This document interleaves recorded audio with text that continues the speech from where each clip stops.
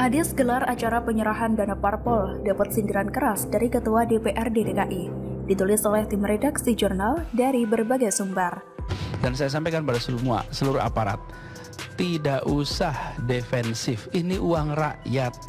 Rakyatlah yang berhak untuk menerima 100%. Jadi kalau rakyat ikut melihat, meneliti, kita malah terima kasih. Itu yang kita butuhkan. Ya nggak ada.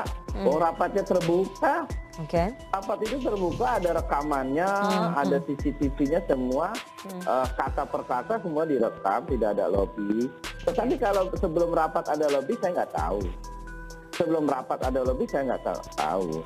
Yang paling penting buat saya adalah pengajuan itu apakah sesuai dengan prosedur. Kalau sudah prosedur, maka kita bahas. Dan kalau ada alokasi-alokasi yang tidak masuk akal, kabari, kami koreksi. Nggak ada masalah. Jadi semangat yang kita bangun di dalam penyusunan APBD ini adalah semangat untuk memastikan dana dari rakyat bisa terpakai maksimal untuk kepentingan rakyat. Dan kita ingin agar mulai 2018 ke depan bukan saja untuk kepentingan 1 tahun tapi jangka panjang, termasuk soal banjir, termasuk soal lalu lintas. Ketua DPRD DKI Jakarta Prasetyo Edy Marsudi mengaku heran dengan sikap Gubernur DKI Jakarta Anies Baswedan yang menggelar acara penyerahan dana bantuan keuangan untuk partai politik. Padahal bantuan keuangan untuk partai politik merupakan amanat undang-undang yang rutin dilaksanakan. Namun, seolah-olah bantuan tersebut inisiatif dari Anies Baswedan itu sendiri. Dilansir dari Kompas, Prasetyo mengatakan pasal 12 huruf K Undang-Undang Nomor 2 Tahun 2008 tentang partai politik menyebutkan bahwa parpol berhak memperoleh bantuan keuangan dari APBN atau APBD sesuai dengan peraturan perundang-undangan. Prasetyo menjelaskan mekanisme pemberian hingga pertanggungjawaban atas bantuan keuangan tersebut telah dijelaskan detail dalam Peraturan Menteri Dalam Negeri atau Permendagri Nomor 36 Tahun 2018 tentang tata cara penghitungan penganggaran dalam APBD dan tertib administrasi pengajuan, penyaluran, dan laporan pertanggungjawaban penggunaan bantuan keuangan partai politik. Jadi untuk hal ini menurut Prasetyo sudah jelas dan juga transparan. Seperti diketahui sebelumnya, Pemprov DKI Jakarta menggelar acara silaturahmi dan penandatanganan berita acara serah terima bantuan keuangan kepada partai politik pada Rabu 22 Desember 2021. Anies secara simbolis menyerahkan dana bantuan sebesar 27 miliar rupiah lebih dari Pemprov DKI untuk parpol yang memiliki kursi di DPRD DKI Jakarta. Anies juga menyampaikan harapan dengan diberikannya dana tersebut menjadi bekal bukan sekedar nilai rupiahnya, tapi menandakan penyaluran langsung dari rakyat Jakarta untuk partai-partai politik di Jakarta. Anies mengatakan jumlah tersebut masih kurang untuk memenuhi partai politik. Namun Anies meminta parpol memaknai pemberian dana yang berasal dari anggaran pendapatan dan belanja daerah atau APBD DKI Jakarta sebagai amanat dari rakyat. Menurut saya, Anies tidak perlu bersikap semacam itu.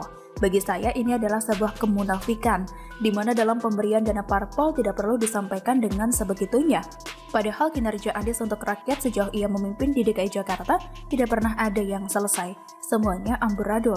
Ini seolah-olah Anies ingin berikan aplaus dari sikapnya yang heroik tersebut. Padahal secara tidak langsung, sikap yang diberikan oleh Anies tersebut membuat jijik para masyarakat yang tahu sifat tulusnya Anies.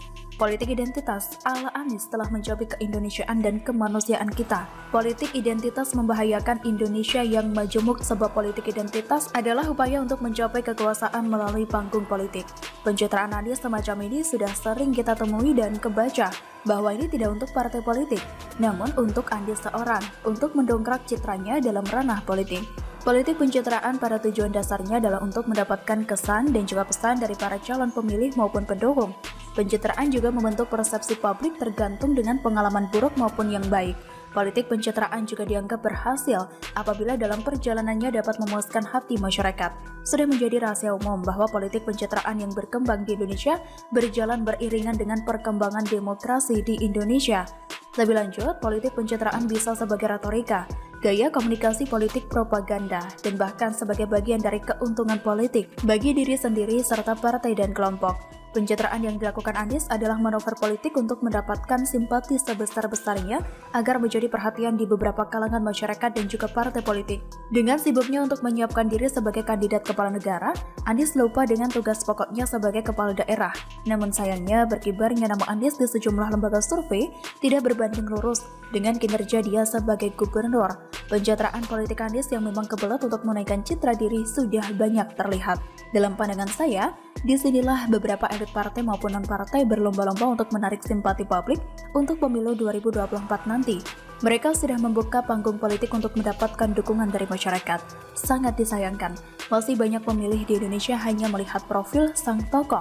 Mereka tidak melihat perjalanan karir hingga semua tugas yang dijalankan dengan baik ataupun sebaliknya. Gambaran tersebut dapat tercermin di mana Anies masuk dalam 3 nama tokoh yang berkibar di beberapa survei. Banyak masyarakat melihat tampilan luar seperti Anies, tapi sesungguhnya tidak layak menjadi seorang pemimpin di pemerintahan.